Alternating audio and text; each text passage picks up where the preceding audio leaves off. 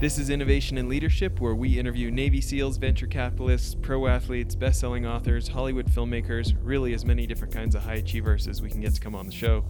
Today's episode is going to be from our mini-series that we created with Corporate Alliance, asking top CEOs and executives and entrepreneurs who have had very large exits, specifically about their thoughts on leadership and people.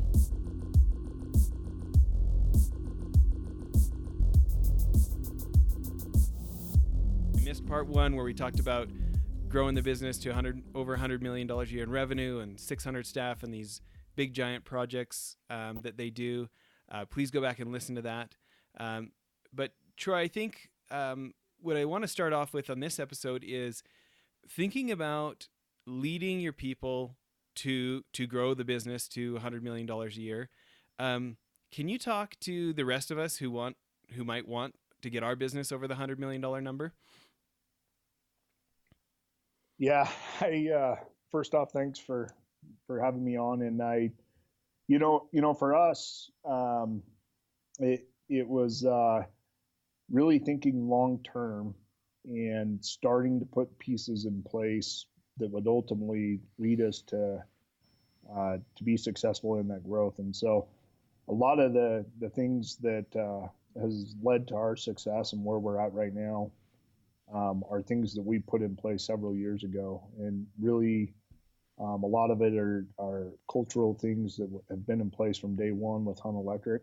But structurally, I think, you kind of, as you're growing a business, you go through different paradigm shifts. You go through different stages of that business that they're disruptive. You have to change the way that you're doing things now. You have to add in different level of management, or you've got to have them look at things differently. And so a lot of those things, we were planning for several years and putting the right things in place, getting the right people in the right spots in the right place, getting them prepared to ultimately take on bigger roles and bigger responsibilities. I think those are the critical things that have led to our success. We've been an organically grown company that over time has had consistent growth. And recently we've taken some big leaps. And what allows you to take those big leaps is making sure things are in place first. I think a lot of people, they head down that path and they think ultimately that those things will work themselves out along the way.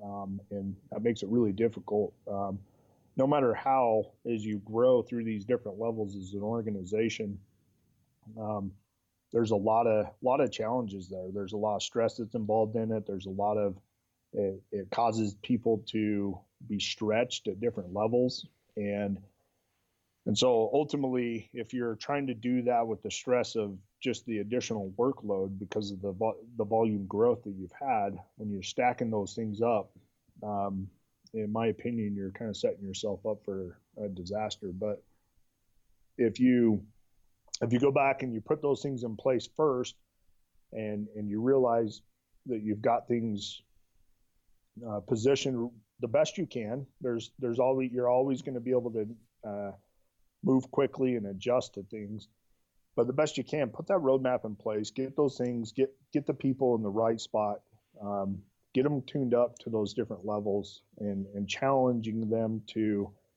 be prepared for that. And then ultimately, when the growth comes, you still have the challenges that any business is going to have with growth, but they're not as challenging. People are more prepared for them. So I think that's a crucial thing, Jess, that has helped us kind of continually grow, but then be able to manage some of these big growth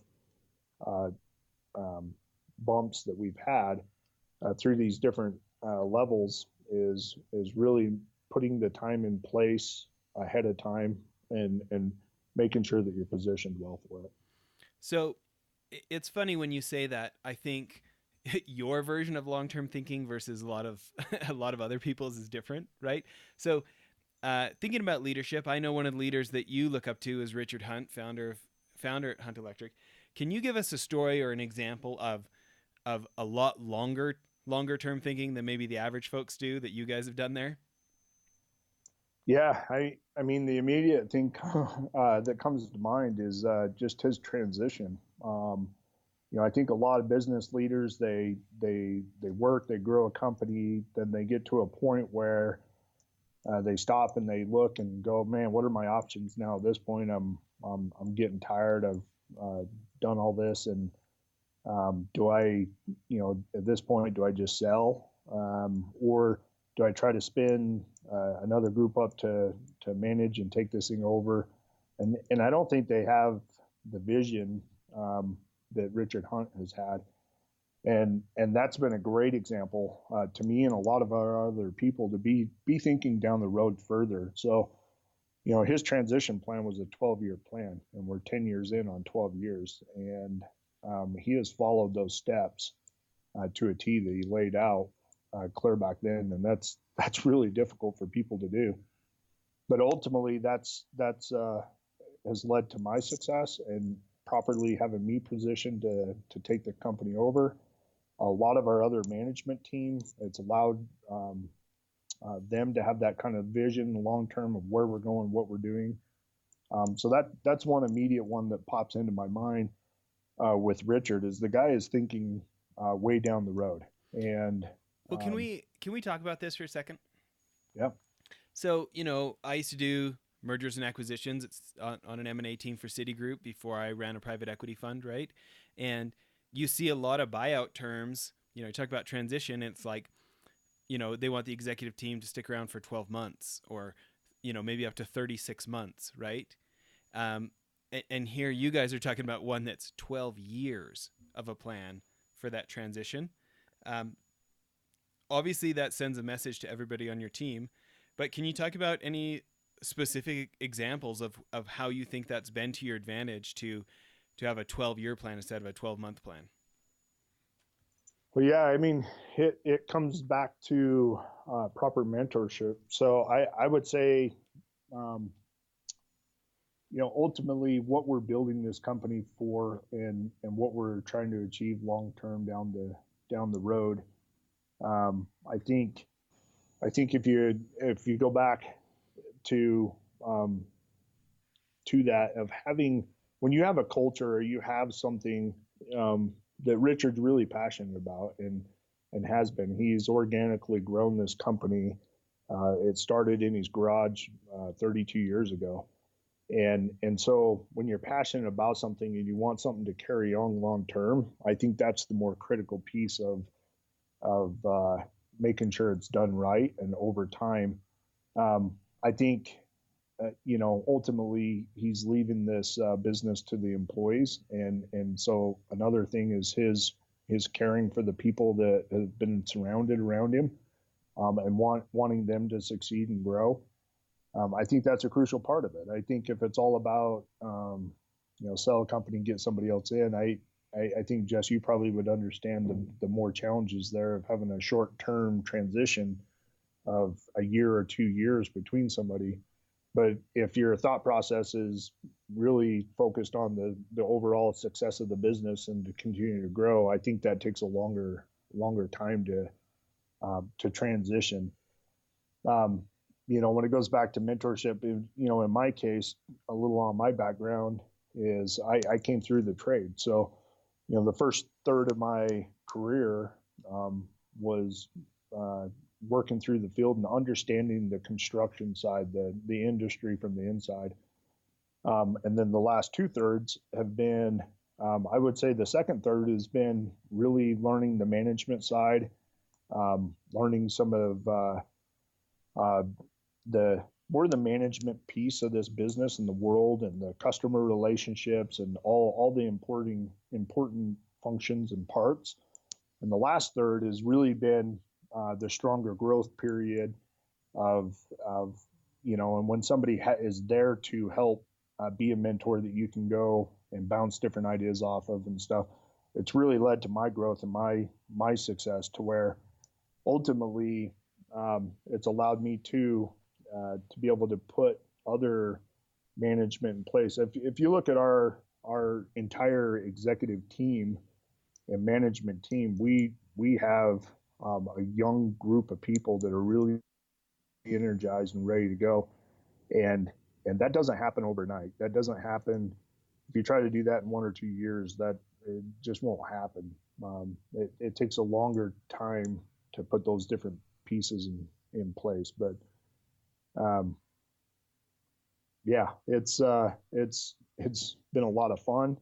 But I look at some of these other businesses, and even some really close friends that have businesses, and they're kind of in a point now where they're just now starting to look at it, and they realize that they've kind of they're behind it now, and that they've got to figure out how to do it quicker and come up with a way to do it. So, not a lot of people I've seen in being surrounded by some great people, but I haven't seen that out of many that have had that kind of vision, long term vision to do it that way. Yeah. Well, it's obviously infiltrated the rest of your company. I remember when we were going through that stuff on the whiteboard with your team, hearing about like how you guys are trying to take high school kids who, you know, not everybody's realizing that being an electrician is a six-figure a year job if you do it right. And you guys have this whole map of how to take somebody from high school to $100,000 a year job. You know, that's obviously over twice the national average for a salary in this country. And you know, I think it's a testament to, you know, getting the water to the end of the road, dig your well before you're thirsty kind of cliches, right? For you guys. Um, Yeah, absolutely. my next, and obviously anybody who knows somebody who's interested in that, Troy's looking, send them to huntelectric.com, right? Always looking for good Always looking for people. good people. Um, so I guess my next question though is, you came up through the trades. You know, there's a lot of folks taking over $100 million a year companies that they went to Harvard and they were such and such at McKinsey and they have these pedigrees, right? And you come up through the ranks as an electrician and pay the price to learn all those skills in the real world instead of the classroom and get where you're at. But what about leading the sales teams, the business development teams? What lessons do you feel like you've learned when it comes to leading those people? You know, business development's a different animal than maybe some of the more operational type roles. Sure. Yeah, you know, I would say that when you understand your business and where you're going, and you're understanding the most important part of that and what's going to lead to the success. So to be specific to business development and um, marketing, or sales in general, I would say ultimately it's the customer. That's ultimately what their focus is on. And as a business, when the model and is really centered around the client or the customer, and trying to add value and trying to have an extremely satisfied customer, I think it puts you in a position to easily support those individuals. Now, where that's not my background or not my history, um, but my knowledge is really around the client and ultimately what, knowing what the needs are for these clients, and understanding the value of removing the headaches from them and giving solutions to their issues, and being able to manage their budgets and their schedules and how important those different things are to them. It puts you in a position to be able to support those sales teams and making sure that they're guided in the right direction. I think the other thing too is focusing on the right client, the right people. That's with my past, my history and stuff, is knowing who we're going to align with, that we're going to ultimately are Hunt Electric type people, or are like who we are, and who we want to do business with, and who we want to be a partner with, and who we truly want to build those relationships with. I think that's where I can add value to, is the vision on what type of clients we align well with, and that ultimately I feel that we're going to be able to succeed and accomplish what we need Well, to do to build those long relationships. yeah, let's talk about that because, you know, everybody running an organization, we get offered money to do something that isn't straight up the fairway for us, you know? And it is so tempting to just take the money and grin and bear it, you know? Um, Talk to me about the discipline to stare money in the face and go, this is not a good alignment thing, and actually say no. You know, like all sorts of salespeople claim, and we wouldn't take your business if we didn't think it was right. But really, the qualification for right is, were you going to pay in American dollars? Okay, we'll take your business, right? So, Yep. so tell me about this being honest with yourself and having the discipline to turn money down. For me, it all comes down to, am I going to do work with that client tomorrow and the next day and the next day?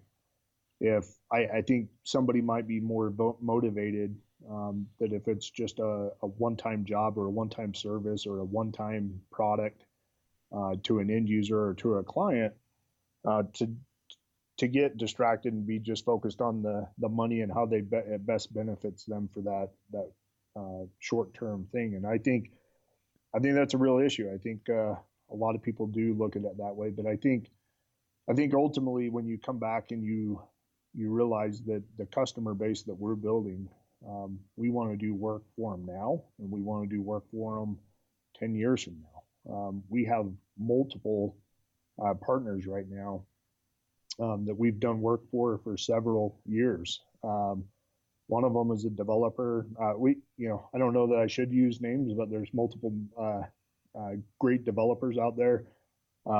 Stack is one I'm thinking of, Peg, a bunch of others. But Stack, we've been doing work with those guys for over 10 years now. And ultimately, we want to make sure that we're giving them the best service at the best price, and that we're focused on that, because ultimately we want them to come back tomorrow, and we want to have that kind of relationship where we can do work for them for 10 years. And if you're just focused on the bottom line, as much money as you can make, I think you're undermining that. I think ultimately that'll erode that relationship. So I'm noticing a theme here about long-term thinking over short-term thinking. Hey, I want to go back to something you said though, because you talked about customer first, and everybody says that. Everybody claims, like, find me an organization that doesn't claim to put customer first. But when you say it, I can tell it means something different by your tone of voice. Can you talk to me about the I don't know, what you see as the difference for you guys, or how you get sales reps? I feel like I've been a sales rep since I was 15 years old, even when I was CEO of a private equity fund, just top sales rep, right? And there's a lot of short-term thinking in sales, right? Yeah. So, can you talk about this? Everybody claims to be customer first, customer centric, think about the customer. Can you get more specific into what you mean, that maybe, a standard that maybe not everybody else holds themselves to? Well, I think a couple examples is if your team, when leadership hears you and sees you make a call that's aligned with the client, that they can physically see you support what you're saying and backing it up.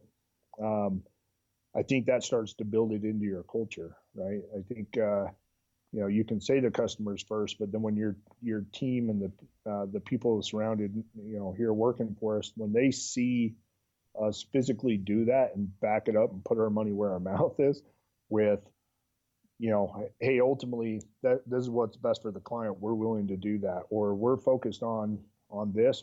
If we've got to hit that price point, we're going to hit that price point for these guys. When they see you, back it up and do it, that starts to push it down into your culture. And then I think pushing up at the bottom is, one thing I do is when we have new hire orientation, I go spend 10, 15 minutes with all our new employees, shake their hand, introduce them, and I spend that time talking about our mission statement. And I always start that off with, every company has a mission statement. But a lot of them, it's just a plaque on the wall. It's something that they feel like they have to have, but ours means something to us. And I take them through it. Our mission statement is provide superior customer value through a culture of quality, integrity, performance, and versatility. Well, I ramble that off, and I guarantee somebody listening to this goes, yeah, that sounds like ours. So what, you know what I mean? Yeah. It's, they're probably like, yeah, that's big deal. That's a good one. It's just like what we've got. So what I do is I take those employees in there and I break it down and I say, okay, quality. What does quality mean to Hunt Electric? And I give them specifics. I talk about, look, a lot of the work we do is going to be buried behind a wall or buried in the ground, and no one else is ever going to see it. It's making sure that that product is going to last. It's making sure things are done right for our customers. And I go through the little specifics. Integrity. You could ask 100 people to define integrity, and it's probably going to be 100 different definitions. And so what I pointed out is what integrity means for Hunt Electric. And integrity for Hunt Electric is that we do the right thing for our customers and we do the right thing for our employees. And when we say we're going to do something, we back it up. And then I go through those trust things and break it down from there. But letting them know, these are brand new employees. Sometimes they're young men and women coming right out of high school, and letting them know that integrity for us is putting the customer first and doing the right thing for the customer. Performance, going into performance, that's what we're known for in this industry, and let them know that, hey, look, our reputation is around performance, and it's on all of us as a team to keep that reputation. And when you say performance, you mean, unlike most of the construction world, we actually finish our stuff on time, or we actually, tell me what performance means in your industry. Performance for us is committing to these time schedules that are being thrown out there and doing our part. When we say that we're going to hit a schedule, we hit it, and we do whatever it takes to back that up. We want to be the ones that we're challenging other subcontractor groups or other ones around us to raise the bar themselves and be a part of that team. Ultimately, construction is a flow business. Everybody plays a part in that, and they can't go before the other person a lot of times. But by performing, when you raise your game and you're putting pressure on the people in front of you, then ultimately that's going to lead to the success of the job. And also we talk about that, performance is the big, complicated, really tough schedules, but then performance is also the day-to-day, some of the smaller jobs that they're just as important to us to perform. And I even go break it down from that to say, look, I would love to sit here and say that we perform at our highest ability on every single job, and we've never not performed. That's not the case. It's recognizing when we didn't perform, that we recognize it, that we learn from it, we find out why we didn't perform, what was related to it, and we fix it. And so I tie that into kind of the continuous improvement and stuff. But that's performance for us, is we're going to push everybody else around us to raise their game. And when we commit to doing something, we're going to follow through and we're going to get it done. It's interesting how easy that is to say, and especially if you have cultural norms for your industry that doesn't do that, how much, how unlikely it is for the average firm to really hold themselves to that level. Well, listen, kind of closing off our second part of the interview. Some of the things I've heard you say, and correct me if I'm getting these wrong, about how to grow a $100 million company, 100 million plus, long-term thinking, heavy focus on the human side, both your customer and your internal, like, leadership development, and actually recognizing your people and actually saying it, not just thinking it. Sounds like a real emphasis on the values repeatedly. It's not just some plaque on the wall. What else would you close with as, advice to other people who they're trying, they want to go for that $100 million a year revenue number? What would you end with? What would you close off with in addition to any of that? That does circle it up pretty good. I would close it with that ultimately, when you have the best people and you can retain the best people and you can attract the best people to the industry, it's going to make it a lot easier to achieve those goals and to be able to do it. You've got to be able to make tough decisions and ultimately get those right people in the right places that they're going to be successful, and help them. But we talk about growth. You're tying that to the growth, and we point out to everybody in this company on a regular basis that the reason we're growing is ultimately because we know long term for us to be successful, we need the best people. And the only way that we're going to get the best people on board by hiring them on or internally retaining them and growing them and keeping them a part of our team because we do have the best people in the industry. The only way that we're going to do that is through growth. And it's because of opportunity. When we create opportunity, when you have the best people, they're looking for opportunity. They're looking for growth and how do they get challenged and how do they do that. And the only way I know to do that is through growth. And so ultimately, it all ties together. That's why we're growing is so that we have the best people, and the best people are what ultimately will lead to your success in growth. Yeah. Who wants to stick around somewhere where they don't think there's future opportunity, where they're hitting the glass ceiling, right? It's not going to happen. Not the best people, at least. Yep. Love it. Okay. Thanks for making time for this. Awesome. Thank you, Jess.